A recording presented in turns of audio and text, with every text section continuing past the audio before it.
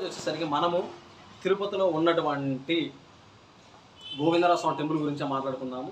So Govindaraja స్వామి temple వచ్చేసరికి మనకి railway station దగ్గరలో ఉంటుంది. అంటే గతంలో మనం చూసుకుంటే తిరుపతికి నడుబొడ్లు అయితే ఉండడం జరిగింది. సో ఈ గోవిందరాజ స్వామి టెంపుల్ని ఎవరు నిర్మించారు?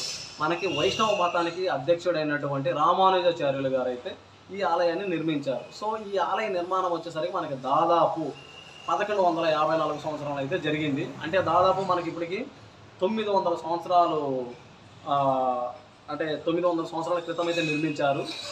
ఈ ఆలయంలో మనకి గతంలో పార్థసారథి దేవుడు ప్రధానంగా పూజించబడ్డాడు. ఆ తర్వాత కాలక్రమేణంగా మనకి గోవిందరాజు స్వామి అయితే ఇక్కడ ప్రధాన దేవుడికి అయితే కొలువు అవ్వడం జరిగింది.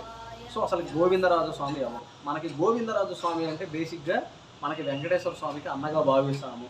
సో ఈయనని లెక్కల స్వామి కూడా అంటారు. అసలు లెక్కల స్వామి అనే పేరు ఎలా వచ్చింది అంటే వెంకటేశ్వర స్వామి యొక్క కళ్యాణానికి కుబేరుడి దగ్గర అప్పు తీసుకున్నప్పుడు సో ఆ అప్పు తీసుకున్న లెక్కని లెక్కించమని వెంకటేశ్వర స్వామి గోవిందరాజు స్వామి చెప్పారు. సో ఆ టైంలో ఏంటంటే గోవిందరాజు స్వామి ఆ లెక్కించే బాధ్యతను తనగా తీసుకొని లెక్కించే టైంలో ఏంటంటే తనకి నిద్ర వస్తుంది. ఆ నిద్ర వచ్చినప్పుడు ఏంటంటే శ్రీ మహావిష్ణువు నిద్రపాన్పులు ఎలా ఉంటాడో సో సాక్షాత్తు ఆయన యొక్క రూపంలోనే మనకి గోవిందరాజు స్వామి అయితే నిద్రపోవడం జరిగింది. ఆ నిద్రపోతానే ఆయన అక్కడే వెలవడం అంటే వెలిశాడనమాట. సో భక్తులందరికీ స్వామి దర్శనం ఇవ్వడం జరుగుతుంది. అలానే స్వామి దగ్గర పాదాల దగ్గర చూసుకుంటే మనకి శ్రీదేవి భూదేవి అమ్మవార్లు అయితే ఇద్దరు మనకి అక్కడే దర్శనం ఇవ్వడం జరుగుతుంది.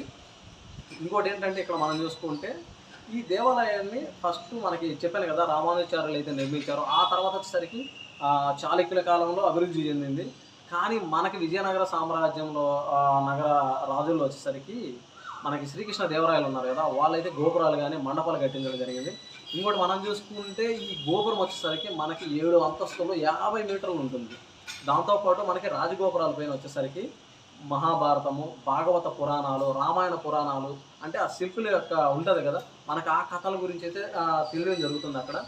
ఇంకోటి ఏంటంటే మీకు ముఖ్యంగా నేను చెప్పాల్సింది అంటే స్వామిని దర్శించుకుంటే ఏంటంటే ఆయన చెప్పాను కదా కుబేరుడి దగ్గర అప్పు ఇచ్చుకున్నప్పుడు ఏంటంటే ఆయన లెక్కించే టైంలో భక్తులకి అలానే డబ్బులు కూడా ఇస్తారు, ఆర్థిక సమస్యలు తొలగిపోతాయని ప్రతి ఒక్కరి యొక్క నమ్మకం అన్నమాట.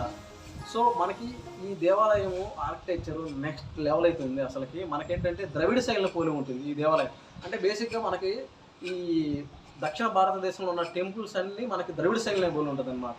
దాంతోపాటు ఏంటంటే ఈ దేవాలయంలో మనకి ప్రధానంగా వచ్చేసరికి కళ్యాణ స్వామి అంటే కళ్యాణ వెంకటేశ్వర స్వామి టెంపుల్ ఉంటుంది, ఆంజనేయ స్వామి టెంపుల్ ఉంటుంది, అలానే పద్మావతి అమ్మవారి టెంపుల్ ఉంటుంది, అలానే మనం చూసుకుంటే పెరుమాళ్ టెంపుల్ కూడా ఉంటుంది.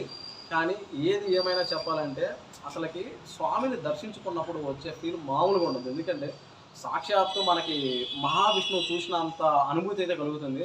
సో ప్రతి ఒక్కరూ తిరుపతి వచ్చినప్పుడు గోవిందర స్వామి టెంపుల్ మాత్రము విజిట్ చేయకుండా మర్చిపోవద్దు. ఇంకోటి ఏంటంటే ప్రతి ఒక్కరి ఛానల్ మాత్రం సబ్స్క్రైబ్ చేసుకోండి.